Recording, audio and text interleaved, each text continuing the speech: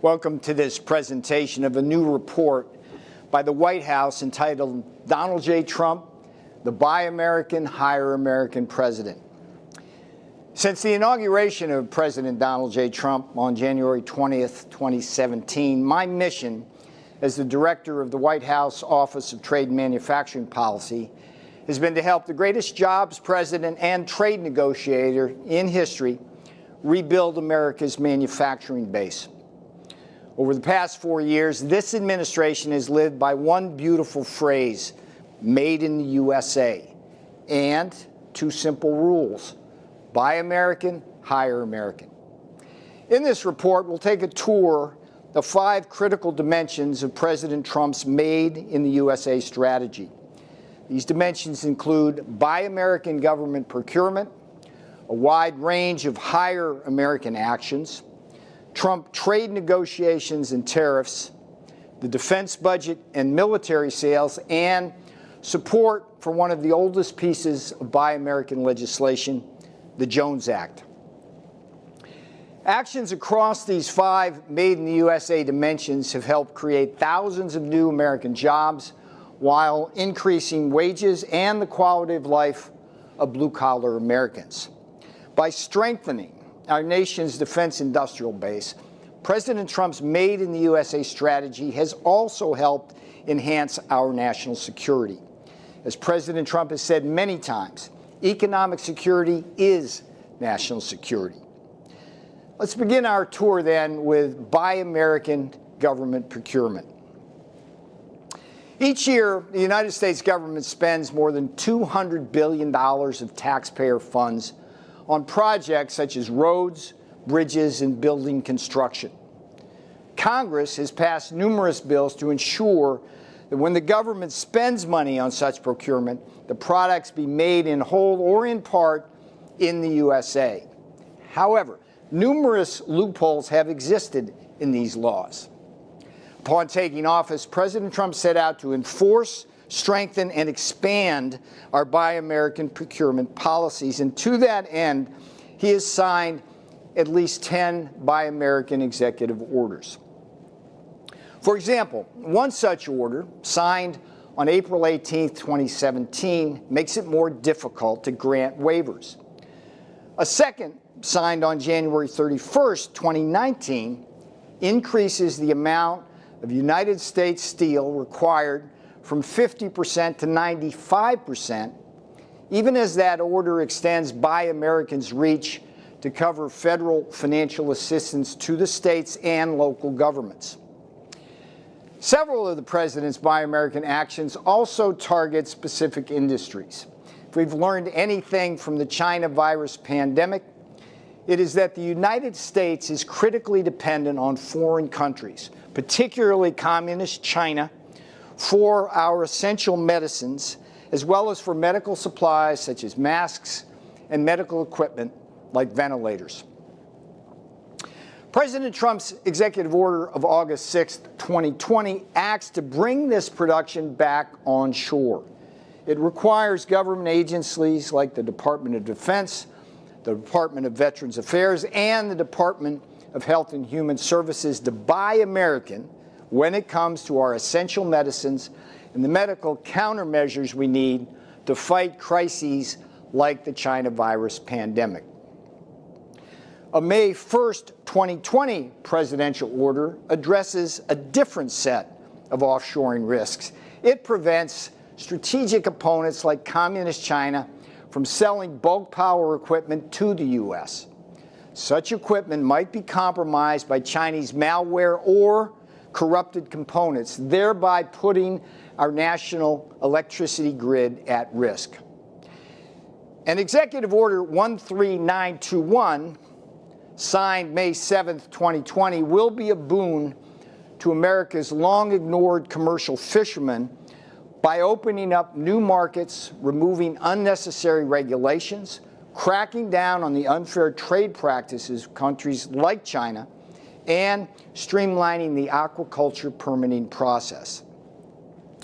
Perhaps the best way to gauge the success of the Trump Buy American efforts is to compare the amount of domestically procured manufactured goods in fiscal years 2015 and 2016 under the Obama-Biden administration to fiscal years 2018 and 2019 under the Trump-Pence administration. Note here that fiscal year 2017 overlaps the two administrations, so it is taken out of the comparison. With this comparison, we see that domestic procurement rose from $323 billion in the Obama-Biden years to $419 billion in the Trump-Pence years, a 26% increase. Moreover, when looking at the dollar value of Buy American waivers during the same period of time, this decreased by 8%. President Trump is not just the Buy American president, he is the Hire American president. One key Hire American mission has been to hold corporations accountable when they abuse the visa process to replace American workers with cheap foreign labor. For example, through its U.S. Workers Initiative, the Justice Department has reached settlements with numerous companies that illegally prioritized temporary visa workers over Americans. At the same time, the U.S. Citizenship and Immigration Services has engaged in sweeping actions to improve fraud detection and employment-based visa programs. More broadly, to protect American workers during the China virus pandemic, President Trump issued a June 2020 proclamation that halts visas for foreign workers through the end of the year. The next month, President Trump's Department of Labor entered into a memorandum of understanding with the United States Citizenship and Immigration Services. It allows the two departments to share immigrant and non-immigrant petition records and data, and marks the first time DOL will have access to suspected employer violations within the H-1B visa program. Such a Secretary of Labor certified investigation tool has never been used in the H-1B program since Congress granted the authority in 2004. There is also the ignominious case of the Tennessee Valley Authority.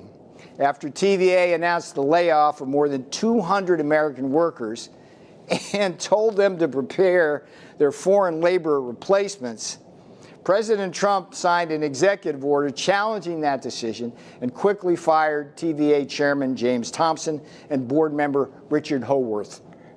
TVA quickly rescinded its decision. A second key Hire American mission has been the expansion of apprenticeships, which allow hardworking Americans to receive salaries as they learn pertinent skills.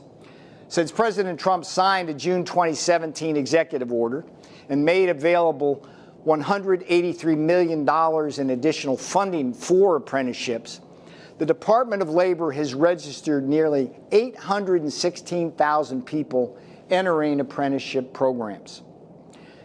In July of 2018, President Trump also established the National Council for the American Worker to create a national strategy for worker training and retraining across high-demand industries.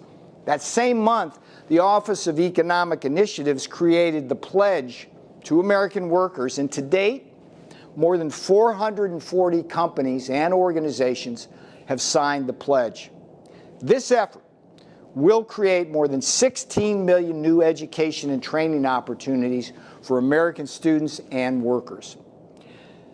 President Trump has also sought to reform the outdated hiring practices of the federal government, the largest employer in America.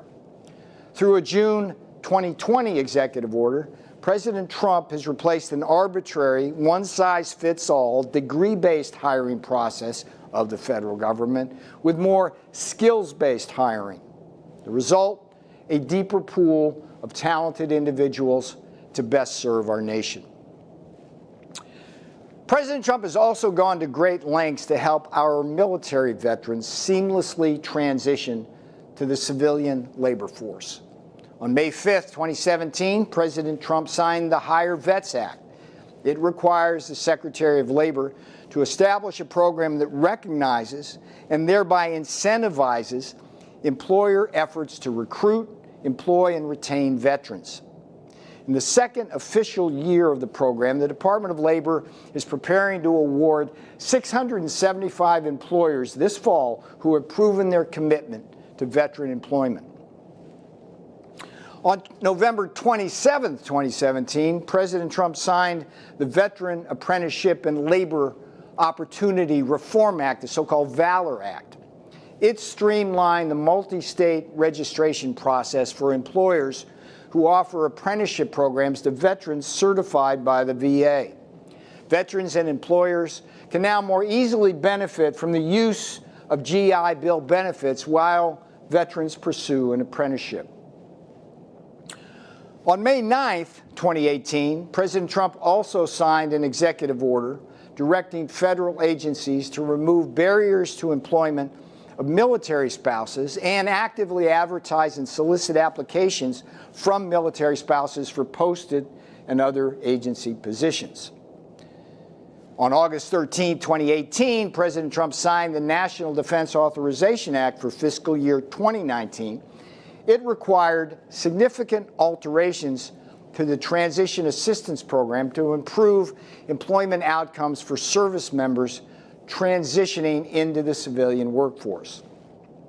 On March 4, 2019, President Trump signed an executive order that is now helping our sea veterans in services ranging from the Coast Guard and Marines to the Army and Navy move swiftly into the Merchant Marine.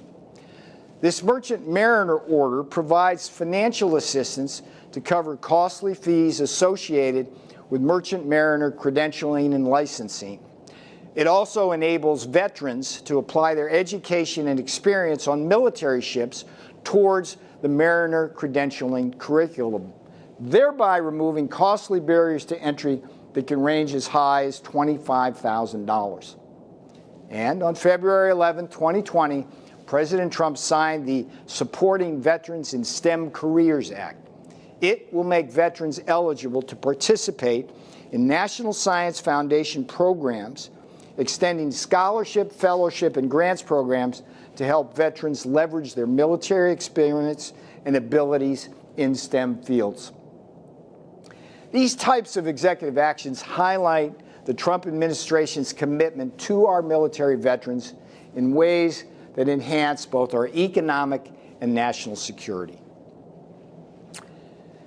Let's turn now to a third dimension of President Trump's Made in the USA strategy, that of trade policy and tariffs. On June 20th, 2017, the Trump-Pence administration inherited a global trade system in which overseas competitors and predatory foreign governments stole our technology, unfairly subsidized national champions, and dumped their products into our markets. Politicians like President Bill Clinton and then Senator Joe Biden helped break the global trading system by voting for two of the worst trade deals in American history: the North American Free Trade Agreement, so-called NAFTA, in 1994, and China's 2001 entry into the World Trade Organization.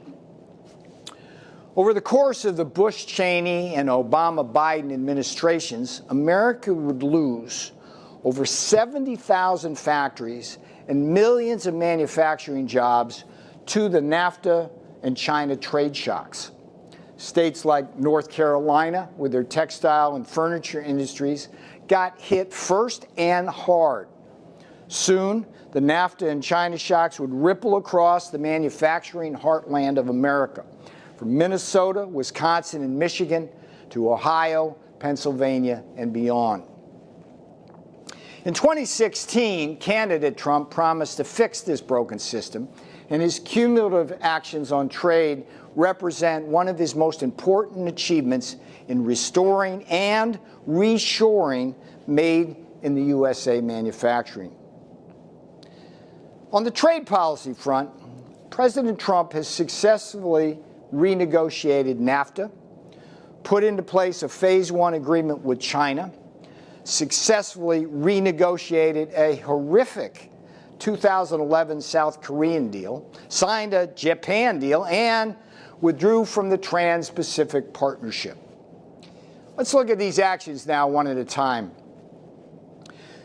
During the NAFTA debate, propagandists from the globalist-oriented Peterson Institute quite wrongly predicted that NAFTA would create 170,000 U.S. jobs and have our trade balance with Mexico. It would go into surplus well into the 2000s. Instead, America's trade deficit with Mexico ballooned as hundreds of thousands of American manufacturing jobs literally went south, thereby suppressing the wage growth of blue-collar Americans in highly affected industries. During the 2008 presidential campaign, the Obama-Biden ticket promised to renegotiate NAFTA, yet a mere 3 months into its first term, the Obama-Biden administration announced it would break that promise. In contrast, in June of 2016, candidate Trump promised to renegotiate NAFTA and kept that promise with passage of the United States-Mexico-Canada Agreement, so-called USMCA, and he did it in record time. USMCA, which entered into full force on July 1st, 2020, will be a boon to American manufacturing, particularly the auto industry. It increases the North American content required for autos and auto parts, along with steel and aluminum, to 75%. Under these new USMCA rules, at least 3/4 of autos and trucks qualifying for tariff benefits will be made in North America. And much of this production will be made in the USA because of tough labor and environmental provisions imposed on Mexico. The result is forecasted to be 76,000 new jobs in the automotive sector alone over the next 5 years, and between 176,000 and 589,000 new American jobs overall. In 2011, the Obama-Biden administration inked yet another horrific trade agreement, this one with South Korea. Known as KORUS, the negotiations with South Korea were spearheaded by then Secretary of State Hillary Clinton. At the time, President Obama predicted the deal would increase U.S. exports to South Korea by $10 billion to $11 billion and create 70,000 additional U.S. jobs. Instead, Korean exports to the U.S. surged, American exports to South Korea remained stagnant, and the U.S. trade deficit with South Korea grew by more than 110%, from $13 billion in 2011 to $28 billion by 2017. Contrary to the Obama prediction, KORUS would wind up costing the U.S. economy some 80,000 jobs while hitting the U.S. auto sector particularly hard. In 2016, candidate Trump promised to renegotiate this bad South Korean deal, and on September 24, 2018, he kept that promise. The revised deal includes steps to open up the South Korean market to increased American exports, most notably for automobiles. Importantly, the agreement also allows the United States to continue imposing a 25% tariff on South Korean light trucks and pickups until 2041, a tariff that was previously set to expire in 2021. If that tariff had been lifted, the result would have been devastating to one of the most profitable and robust segments of our auto production and our industry. Now, what about the U.S.-Japan trade agreement signed on October 7th, 2019? It opens up $7 billion in additional agricultural sales to Japan by eliminating or lowering tariffs on over 90% of the food and agricultural products exported to Japan. A key feature of this deal is that it neutralizes the damage to American farmers that might otherwise have been caused by Japan's participation in the deeply flawed Trans-Pacific Partnership. Here, it may truly be said that sometimes the best trade deal is the one you never signed to begin with. In 2016, candidate Trump promised to withdraw from TPP negotiations. This bad deal for America was widely marketed by the globalist elites as a strategic counterweight to Communist China's influence in Asia. However, President Trump very clearly understood that the TPP would have required the U.S. to turn over much of its auto and auto parts sectors to Japan and Vietnam, among other nations, in exchange for undefined and uncertain alleged strategic benefits in the region. That proposed sacrifice of America's auto industry on the altar of national security was a deal breaker. As President Trump has said, any nation that trades away its prosperity for security will end up losing both. By withdrawing from TPP on his first business day in office, President Trump both kept another campaign promise and averted what would have been a terrible economic tragedy. Let's turn now to one of the most critical elements of President Trump's Made in the USA strategy, the use of tariffs to defend American workers from the unfair trading practices of foreign competitors. And let's start with steel and aluminum tariffs. Steel and aluminum together represent the backbone of our bridges, buildings, and public infrastructure. They are most central elements of the ships, planes, missiles, bombs, and combat vehicles we need to fight back against strategic opponents like China, Russia, and Iran. Both steel and aluminum are also crucial to the construction of the office buildings and homes where we work and live. In March of 2018, President Trump imposed a 25% tariff on steel imports and a 10% tariff on aluminum imports. With these actions and the wave of investment that they have triggered, the president put an abrupt end to the corrosive decline of our steel and aluminum industries that occurred over the 8 years of the Obama-Biden administration.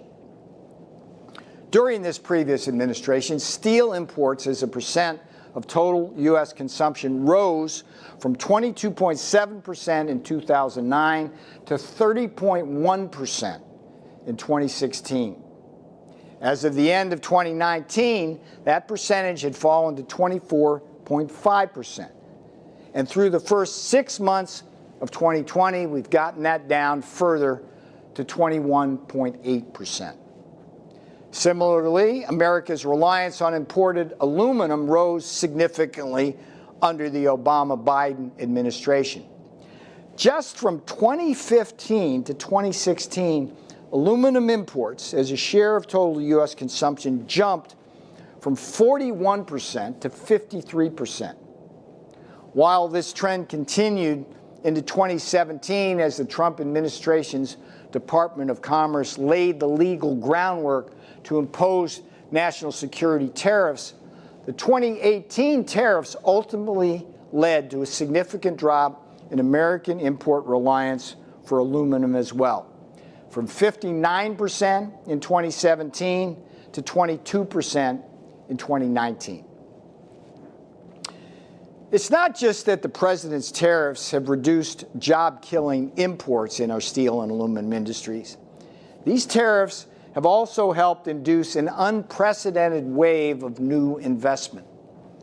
All told, since the imposition of tariffs, steel companies have announced more than 29 additional new projects or expansions, totaling more than $9.5 billion. Aluminum companies have also announced at least 37 additional new projects or expansions, totaling more than $4.8 billion.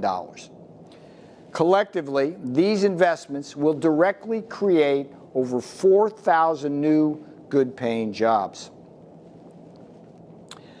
President Trump has also used tariffs to combat Communist China's economic aggression and 7 deadly sins against American workers.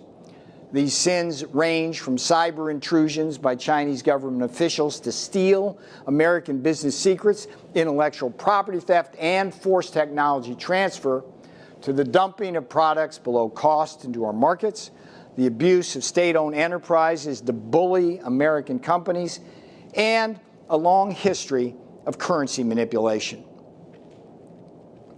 In July of 2018, under the authority of Section 301 of the Trade Act of 1974, President Donald Trump signed a memorandum instructing the United States Trade Representative to begin imposing tariffs on China. Today, these tariffs cover more than $360 billion worth of Chinese products and have delivered over $60 billion in revenues to the U.S. Treasury. As these tariffs were imposed over 15 months, globalist critics and pundits wrung their hands over the supposed negative effects. Instead, the U.S. economy continued to strengthen, and after reaching a peak in October of 2018, America's trade deficit with China has been declining.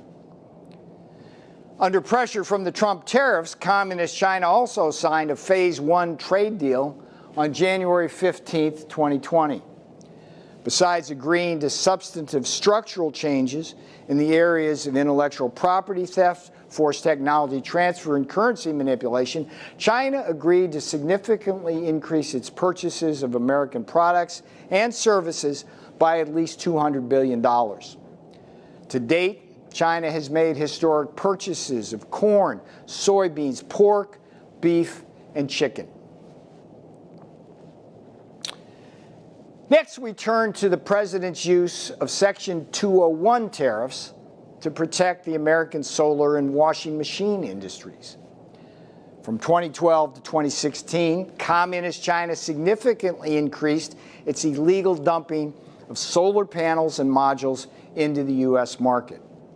As Chinese imports soared by 500%, prices fell by 60%, and U.S. solar production fell precipitously. By 2017, at least 25 U.S. solar panel and module manufacturers were shut down by this Chinese predation. In May of 2017, the U.S. solar industry fought back as Suniva and SolarWorld, two domestic manufacturers, filed a petition to the United States International Trade Commission for relief. After this ITC court ruled in their favor, President Trump approved tariffs on $8.5 billion worth of solar panel imports, resulting in the creation of over 2,600 U.S. jobs across 8 factories and the preservation of 1,750 jobs across 5 factories. In addition, the U.S. is now home to the 2 largest solar manufacturers in the Western Hemisphere. A similar scenario played out in the manufacture of washing machines. After years of fighting the illegal dumping of Korean manufacturers LG and Samsung, America's Whirlpool Corporation won its own case at the ITC. In response, President Trump levied tariffs on $1.8 billion worth of foreign-made washing machines. As a result, Whirlpool has invested millions of additional dollars in its domestic manufacturing facilities, and the so-called Pride of Clyde, Ohio, and additional Whirlpool facilities are booming.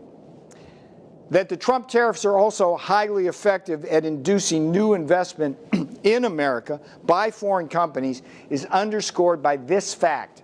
After the ITC ruling, LG and Samsung both invested in large manufacturing facilities in Newberry, South Carolina, and Clarksville, Tennessee. These 2 major multi-million-dollar investments have paved the way for the creation of over 1,600 U.S. jobs. Let's turn now to a final major use of tariffs by the Trump-Pence administration to defend American workers against unfair trade practices. Specifically, in this case, the use of so-called anti-dumping and countervailing duties. When products are exported to America and sold at prices below cost or fair value, that's called dumping. The Department of Commerce has the authority to offset this unfair advantage by imposing tariffs in the form of anti-dumping duties. In similar fashion, the Department of Commerce may impose countervailing duties to offset any advantage a foreign producer might gain from an unfair export subsidy from that producer's government. President Trump's commitment to defending American workers from dumping and unfair subsidies is highlighted by the substantially greater numbers of anti-dumping and countervailing duty orders President Trump's Department of Commerce has issued to date compared to the first 4 years of the Obama-Biden administration. Consider that from 2009 to 2012, the Obama-Biden administration issued 62 anti-dumping and countervailing duty orders. In contrast, the Trump Commerce Department has issued a total of 188 orders. That's a 203% increase. A fourth dimension of President Trump's Made in the USA strategy is the president's strategic approach to rebuilding the American military. Significant increases in the defense budget have translated directly into increased American manufacturing. This is because much of the production of America's defense industry follows very strict Buy American rules. At the same time, President Trump's new, more proactive approach to foreign military sales to our strategic allies and partners has yielded critical economic and national security benefits. On the defense budget front, the Obama-Biden administration presided over one of the most destructive and sustained cuts in America's defense budget in our long history. In 2010, that defense budget was $690 billion per year.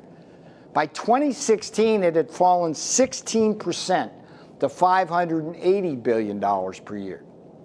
This precipitous drop in defense spending not only delivered a harsh blow to the U.S. economy and the integrity of our defense industrial base, it also resulted in deferred maintenance, cutbacks in flying hours, steaming hours, and other military training, and a broader and significant deterioration in America's combat readiness.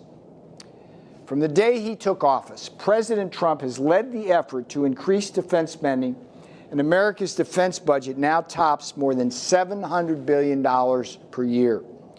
This increased defense spending has had a powerful macroeconomic effect in stimulating jobs and growth. For example, the Council of Economic Advisors estimates that the Trump defense budget hikes have supported over 1.1 million jobs. They may have a total economic effect as large as about a quarter point of GDP growth in each fiscal year. At the microeconomic level, these positive economic benefits are also visible in very real prosperity through strength success stories across America's manufacturing heartland. Consider, for example, the Lima Army tank plant in Ohio. The Obama-Biden administration all but shuttered that plant. It was down to producing just 3 M1 Abrams tanks per month in 2016 and employing just 425 people. President Trump infused an additional $6.6 billion into the facility, a 167% increase from the Obama-Biden years, and the plant is now producing 34 tanks per month with over 1,000 employees. Today, as a result of the Trump-Pence defense budget hikes, we are seeing similar combat vehicle success stories in manufacturing strongholds like Oshkosh, Wisconsin, and York, Pennsylvania. Consider, too, the Fincantieri Marine Shipyard in Marinette, Wisconsin. It was facing a dim and uncertain future until it was recently awarded a contract for the first new major shipbuilding program the Navy has begun in more than a decade.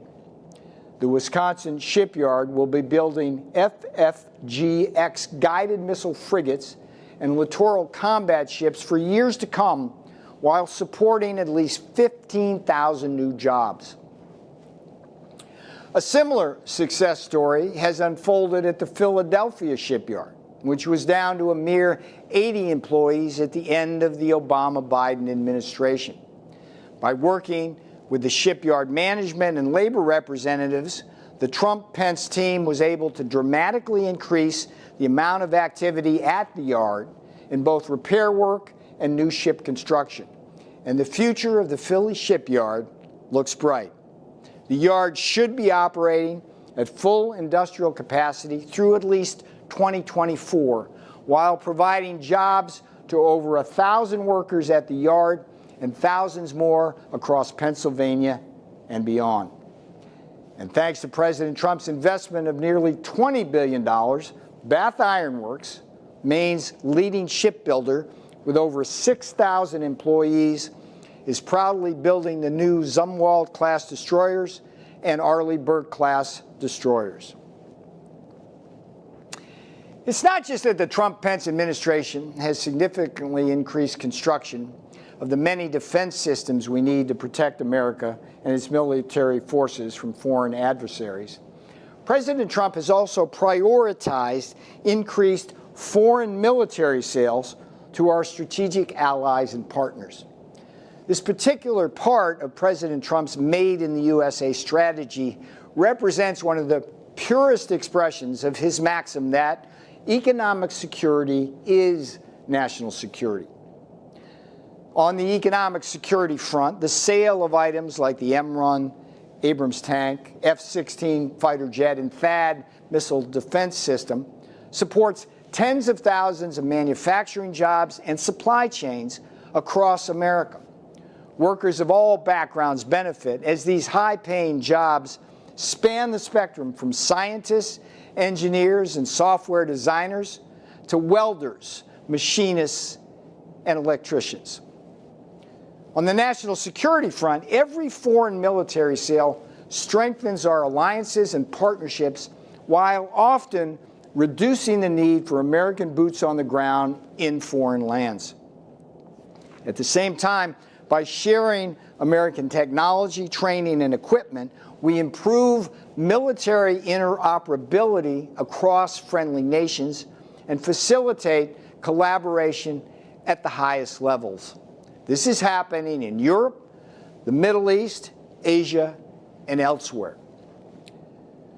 To facilitate foreign military sales, President Trump introduced a new conventional arms transfer, or so-called CAT policy, early in his term. This new CAT policy puts into sharp focus the critical synergies between a globally competitive American defense industrial base, a strong domestic economy, and a more effective geostrategic competition with strategic opponents such as China and Russia. The policy itself features a much more proactive and collaborative approach to U.S. arms sales, and the results have been robust. In fiscal year 2018 alone, the value of foreign military sales cases implemented by the Defense Security Cooperation Agency rose 33% to $56 billion as 1,700 FMS cases were closed. That's a 42% increase from the previous year.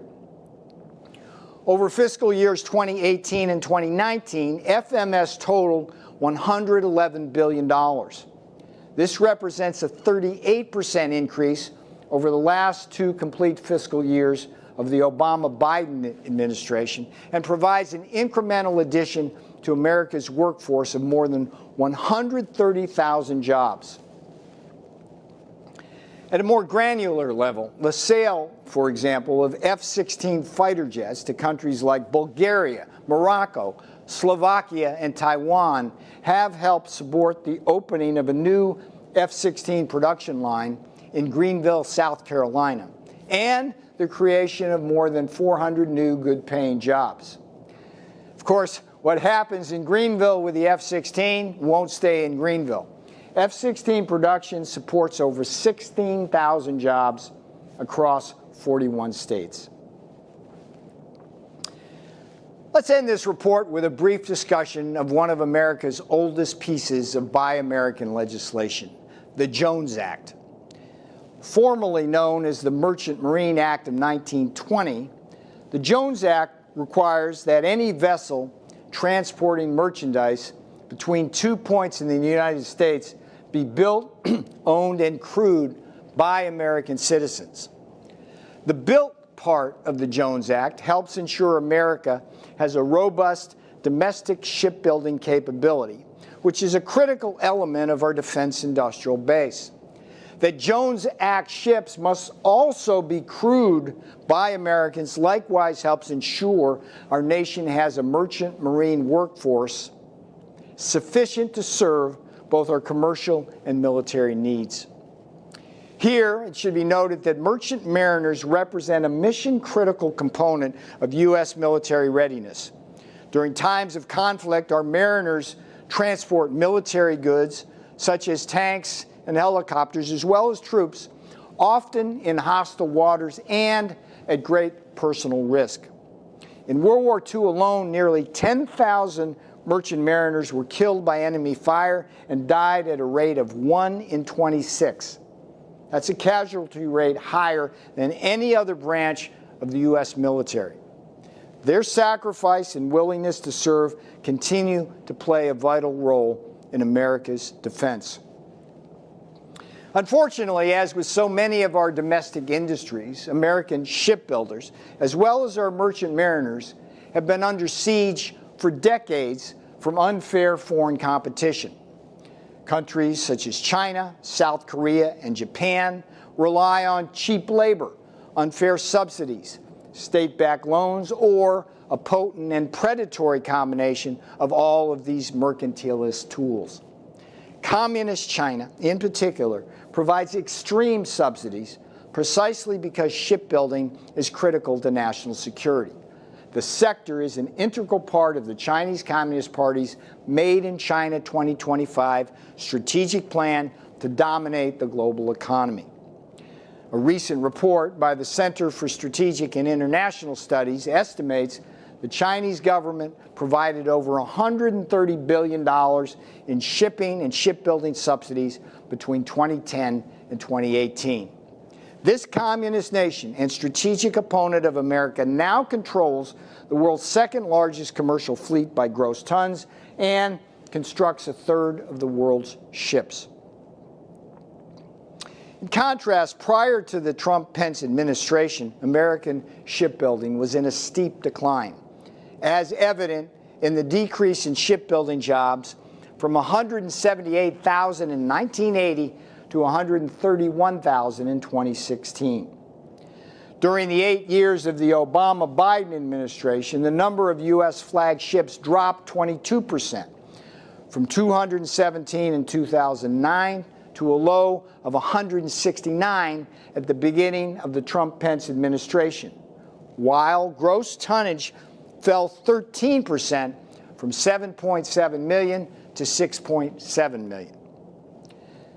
The Trump-Pence administration's strict enforcement of the Jones Act and strong commitment to America's shipyards is helping to turn these downward trends around.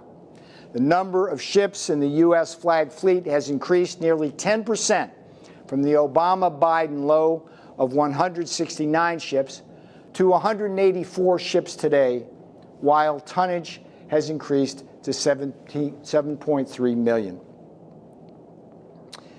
We have seen over the course of this report that President Trump has not only talked the talk of Made in the USA and Buy American, Hire American from day one of his administration, he has also walked that talk across 5 strategic dimensions.